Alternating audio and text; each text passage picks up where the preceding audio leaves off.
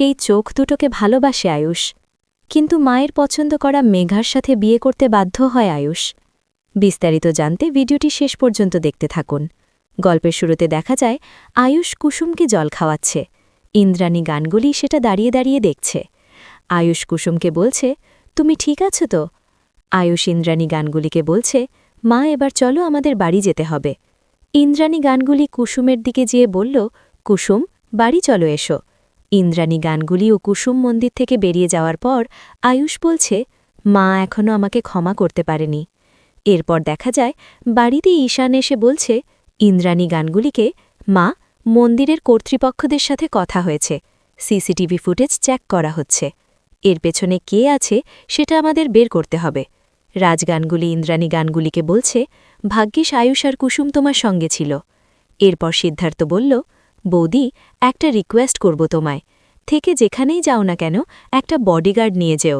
দিনের পর দিন তোমার শত্রুর সংখ্যা কিন্তু বাড়ছে।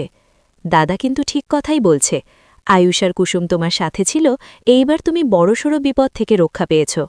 ইন্দ্রাণী গানগুলি বলল, উল্টোটাও তো হতে পারে সিদ্ধার্থ, মানে আয়ুষ সঙ্গে ছিল বলেই হয়তো এই বিপদের সম্মুখীন হলাম। কারণ যেভাবে আয়ুষ ওর শত্রুর সংখ্যা বাড়িয়ে দিয়েছে, রাস্তাঘাটে মারামারি গুন্ডাগিরি হতে পারে। ওদের মধ্যে একজন প্রতিশোধ নেওয়ার জন্য এভাবে আমার উপর অ্যাট্যাক করেছে। তখনই আয়ুষ কুসুমার শঙ্কর বাড়িতে ঠুকেছে।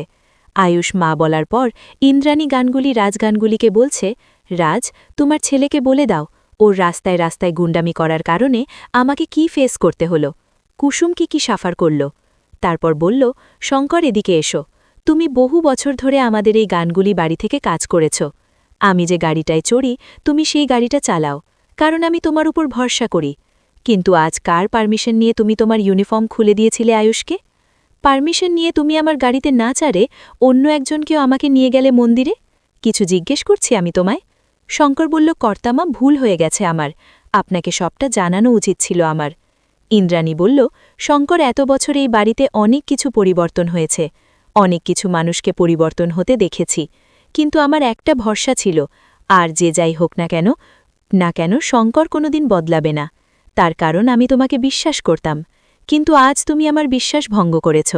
আজ আমার পারমিশন ছাড়া তুমি নিজে ড্রাইভিং সিটে না বসে আয়ুষকে বসিয়েছ। ক্ষমা করব না শঙ্কর। শঙ্কর ক্ষমা চাইল এবং ইন্দ্রাণী গানগুলি তাকে শাস্তি দিল, আজ থেকে তুমি আমার গাড়ি চালাবে না।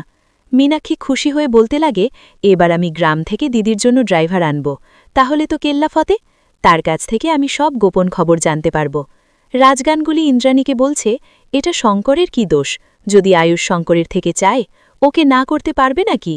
তখনই মেঘা বাড়িতে মেঘা বলে, মন্দিরে ইন্দ্রাণী গাঙ্গুলের উপর অ্যাট্যাক হয়েছে এই খবর তো চারিদিকে ছড়িয়ে পড়েছে, এটা নিয়ে আবার ড্রয়িং রুমে মিটিং বসেছে।